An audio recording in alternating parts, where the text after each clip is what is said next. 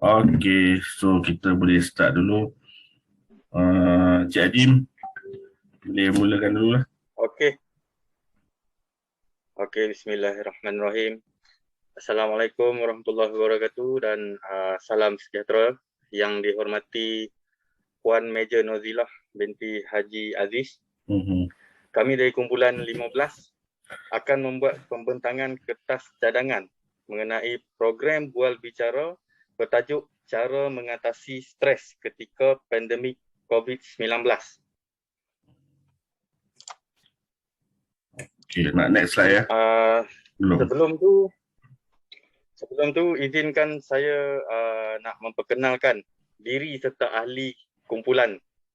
Okay, Untuk ni makluman Puan, kumpulan kami terdiri daripada 5 orang ahli, iaitu dari saya sendiri, Nur Azim bin Mak Nur 282416,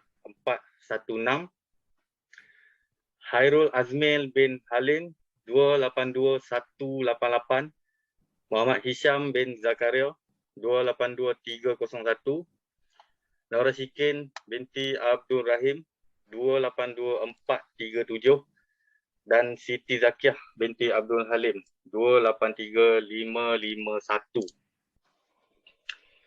okay. Untuk makluman Puan juga, poster ni kumpulan kami masih dalam proses untuk siapkan. Dan kami juga akan usahakan untuk memberikan maklumat mengenai tajuk dan cara mengatasi stres ketika pandemik COVID-19. Dalam poster tu juga kami akan masukkan butiran program seperti tarikh dan hari pelaksanaan yang akan dijalankan pada 2 Februari 2022 pada jam 9 pagi hingga 11 pagi. Moderator jemputan adalah Profesor Madya Dr. Firdaus Mukhtar dari Jabatan Psikiatri Fakulti Perubatan dan Sains Kesihatan Universiti Putra Malaysia. Untuk pengenalan, ni Encik Haji memang moderator dia. Ini kita punya moderator Dr. Firdaus Mukhtar. Okay. Baik. Okey. Pengenalan. Okay. Okay, Nora, boleh. Yang mana tu? Pengenalan tu? Nora bentangkan berkenaan pengenalan. Tujuan dia. Alright. Okay, tujuan webinar ni sebenarnya untuk kita nak bercerita tentang kesihatan mental lagi-lagi di waktu PKP ni. Dan kita punya tujuan ni juga adalah untuk memberi kesedaran kepada masyarakat umum. Okey, jenis kesedaran yang akan kita ketengahkan adalah melalui pendidikan. Semasa webinar ni berlangsung, kita akan memberi pendidikan tentang cara mengendalikan stres.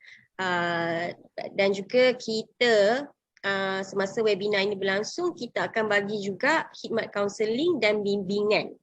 Okey, lepas tu aktiviti kemasyarakatan ini kita berharap dia dapat lagi beri kesedaran dan rasa ambil berat dalam komuniti masyarakat kita. Okey. Seterusnya sambungan untuk pengenalan tadi. Basically stres ni adalah perasaan tertekan. Jadi perasaan tertekan tu dia akan memberi tindak balas dari segi fizikal, mental dan emosi seseorang individu. Jadi jika tekanan seseorang itu tinggi dan selalu sangat dia stres, dia tertekan dengan hidup, dengan masalah kewangan dan macam-macam lagi, dia akan efek mental. So bila mental kita pun tak kuat, kita akan ada kecenderungan untuk buat sesuatu yang lebih jauh lagi, which is dia akan sampai untuk bunuh diri. So dengan adanya webinar ni, saya yakin kita akan dapat berikan pendidikan dan kesedaran terhadap kesihatan mental dan cara mengendalikan stres itu sendiri.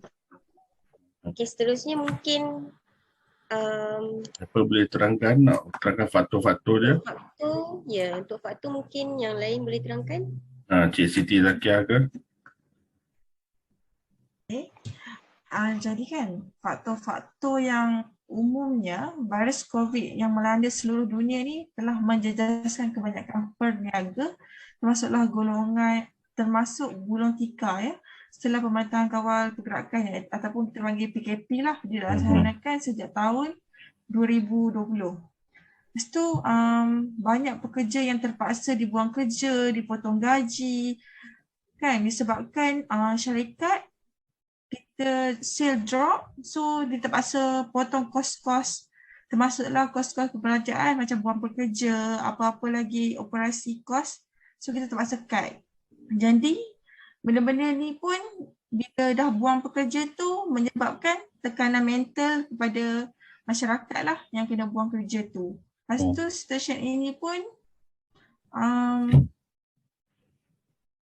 sedikit sebanyak jejas kepada individu, mental individu, keluarga juga.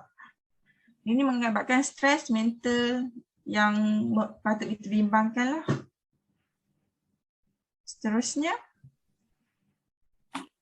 Ni sambungan ni yang Zakia.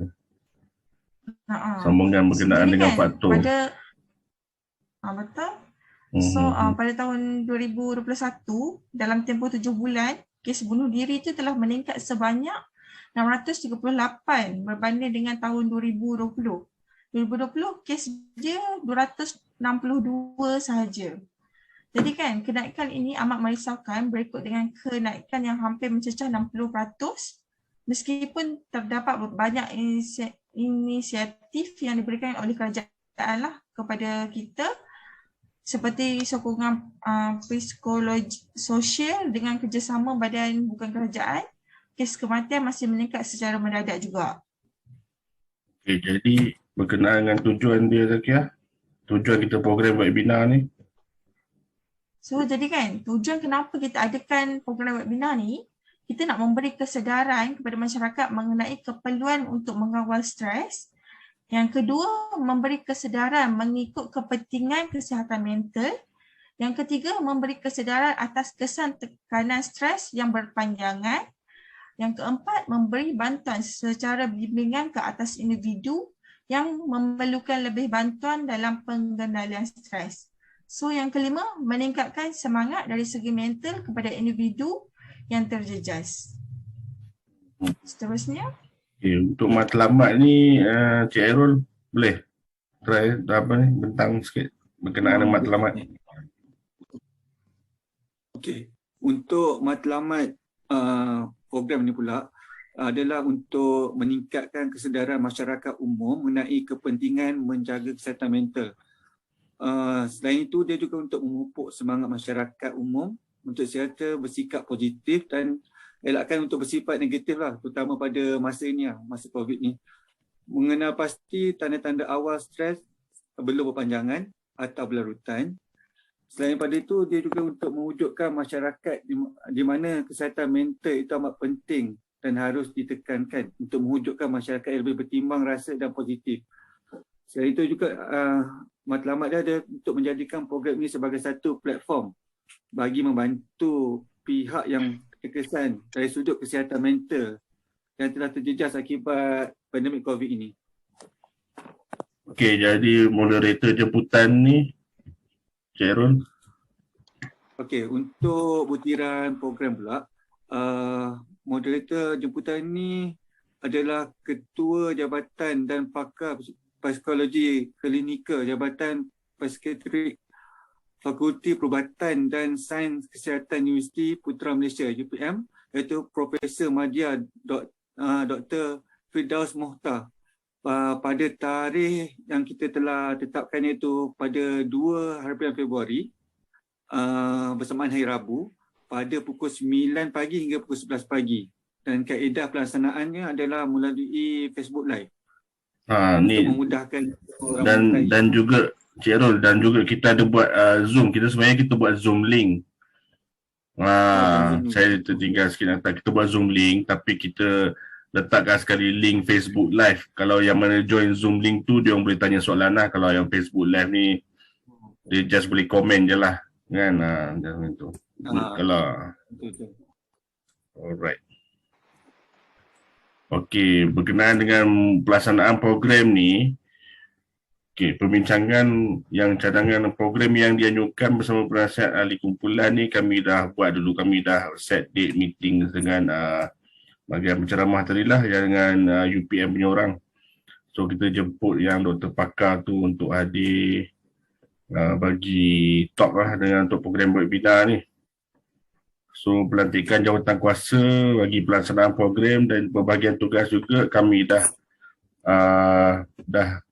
selesaikan. So kami dah bagikan part-part masing-masing untuk jalankan tugas masing-masing, yang mana AJK untuk sebagai moderator Puan Nora, Cik Nora Syikin binti Abdul Rahim. Dia sebagai moderator lah bagi program webinar ni. Jadi macam yang lain ni kami akan menjadi AJK lah yang bantu melancarkan lagi program webinar yang kami nak buat ni. Okey. So penyediaan kertas kerja program e-training ni pun saya dah selesaikan. Menyediakan program kaunseling dalam e-training pun saya dah buat satu platform untuk dalam media sosial, Facebook Live, Facebook page. Okey, perbincangan semakan pun dah selesai. Hantar surat permohonan ke PACE pun hari Khamis ni. Hari Khamis ni kita hantarlah untuk surat permohonan. Kita nak buat program ni. So ini adalah contoh kertas cadangan yang kami buat lah. So bagi berkenaan hebahan ni, poster kita akan siapkan esok. Jadi saya akan letaklah di Facebook dan juga Instagram page UUM PACE punya page. So kita wawarkan kepada student, lepas tu kita letak dekat Jabatan Kerajaan. Sebab kita punya sasaran ni stres ni lebih kepada masyarakat umum. Kita punya sasaran, jadi kita kena letak di jabatan kerajaan yang bekerja lah. Bagi penyediaan sijil penyertaan dan wang sagu hati kepada penceramah. So kita dah decide, nanti saya akan tunjukkan berkenaan anggaran perbelanjaan. So rekod perjalanan, rekod maklum balas peserta tentang kebersamaan e-training pun akan dibuat dalam 2 hari lagi. Okay. So setelah kalau dah selesai program ni, macam biasa kami akan sediakan laporan program untuk dihantar kepada pihak UUM PACE lah. Okay, bagi tentatif program yang akan dijalankan, program webinar ni, untuk kita akan buka link pada 8.30 sebenarnya. So pukul 9 tu kita dah start, dimulakan dengan bacaan doa oleh pengerusi kita, panel pengerusi kita Cik Nur Azim. Nanti dia akan buat bacaan doa lah dalam Zoom meeting tu. So selepas tu moderator akan bagi kata-kata haluan. So start 9-10 minit. Sesi pertama lah, mana kita bagi kita bagi topik kesedaran mengenai kepentingan penjagaan kesihatan mental, terutamanya semasa ni COVID-19 ni. So 9-10 ni kita start yang first topik. So kita jemput penceramah tu lah, doktor pakar tu. Okay, 9.40. Dia jalan sekali apa penekanan isu tu dengan pemberi dia nak bagi kaunseling tu, maknanya sekali jalan je lah. Ya betul. Dan 9.10 sampai 9.40 lah. Okay. So kita ambil masa lebih kurang. Pada sesi soal jawab juga kan semasa live tu. Soal jawab 10. Kalau ikutkan atau dia akan pergi ke satu-satu masalah tu dan macam mana? Boleh, tapi kita akan buka, tapi masa kita bermain dengan masa, jadi kita akan buka sekejap je. Sebab kita akan buka satu slot masa untuk soalan Q&A nanti bila akhir program. Jadi lepas dah program untuk program slot yang pertama, kita buat sampai 9.40 dan kita break sekejap bagi berceramah apa semua, minum dulu, minum pagi. Pukul 10 kita start balik untuk sesi kedua berkenaan pengenalan pasal kesihatan mental, bual bicara sampai 10.30, barulah kita buka Q&A kepada peserta yang dalam Zoom meeting sahajalah, yang join Zoom meeting. Okey.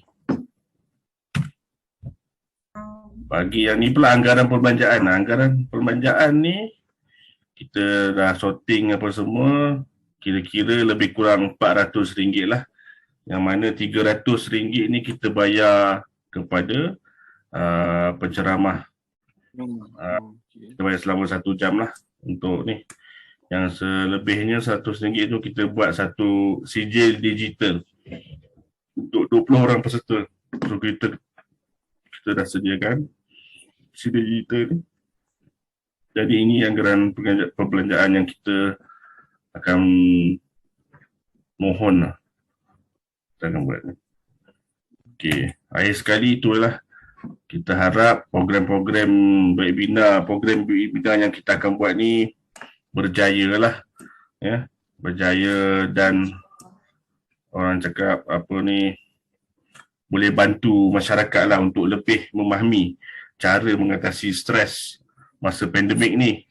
Jadi kita diharapkan sokongan pihak tuan-tuan dan puan-puan dalam menjayakan program ni amatlah dihargai lah. Itulah saja saya rasa untuk pembentangan kertas cadangan ni. Okey. Ada apa-apa lagi ke yang tertinggal? Untuk program webinar ni? Okey Syam. Ya. Untuk perbelanjaan. Kalau ada. Okey, boleh. Okey. Soalan Cik Azim tadi tu apa ya? Ni. Bab dekat anggaran perbelanjaan tu Syam kan? Okey, kalau kita dapatkan dana dari sumbangan orang, mungkin dari pengurusi komuniti ke apa ke, boleh tak? Untuk pertambahan dana. Boleh, tak ada masalah. Tapi kalau pertambahan dana, peserta lah. Kita kena buat banyak lagi peserta Zoom lah yang boleh masuk. Kita limit kepada sekarang kita buat dalam 20 orang. Jadi kita boleh buat dalam 100 orang. Okay, tak banyak sangat ke? Kalau ada lebih macam ada sumbangan lebih, mungkin kita boleh buat give kepada 10 peserta yang daftar dulu ke, macam mana kan? Boleh. Okey juga, baik juga cadangan. Juga. At least tak adalah tangan kosong. Itulah. Sebab benda ni dia bercerita, bila bagi ceramah berkenaan stres ni, kadang orang yang dengar tu pun sebenarnya stres juga kan. Kadang nak tahu juga penceramah punya ni. Syazim, ataupun selain daripada gift, kita bagi dia macam sesi counselling tu, maknanya dia berjumpa secara personal. Maksudnya selepas webinar ni, kita bagi dia satu sesi ke untuk berjumpa kan. Sesi orang cakap kan kita promote mana-mana counselling agency lah juga. Face to face punya sesi lah. Ya, face to face. Okey kat tu, boleh. Cuma yalah, dengan keadaan sekarang ni kena orang cakap SOP tu lebih ketat lah kan nanti. So saya ingat apa lagi yang ada apa-apa yang tertinggal lah. Poster tu saya ingat dalam 2 hari lagi kita boleh advertise lah. Kita boleh iklankan dekat Facebook, Instagram, dalam page, bagi orang tahu dulu akan ada program ni. Kita punya jemputan dah aware ke tentang webinar ni? Dia dah dapat? Dah, kita dah bagi surat, kita dah hantar surat rasmi kat dia. by verbally kita dah call dan dia dah setuju, cuma kita tunggu surat maklum balas berkenaan by surat lah nanti.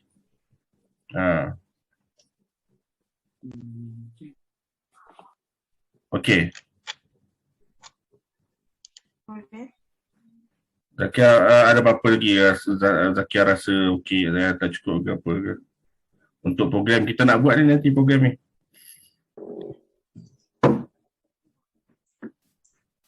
Zakia? Jemputan kita untuk 20 orang je. Kalau ikut perancangan 20 orang, tapi macam Cik Ajim cakap tadi, kalau kita nak tambah tu pun okey, boleh je nak tambah. Kan, tengok pada ni, tapi saya rasa kena ada panel, 2 panel tambahan lah. Kalau nak tambah, kita tambah lagi 2 panel tambahan.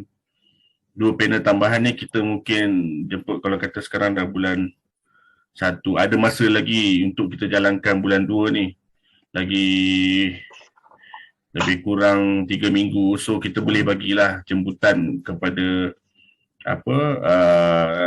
doktor psikologi, bahagian psikologi ke yang berkenaan dengan ni lah, mental dengan fizikal punya ni. Boleh je. Boleh. Kalau guru-guru kaunseling pun boleh juga lah. Bahagian kaunseling lah, kita jemput bahagian kaunseling pun okey.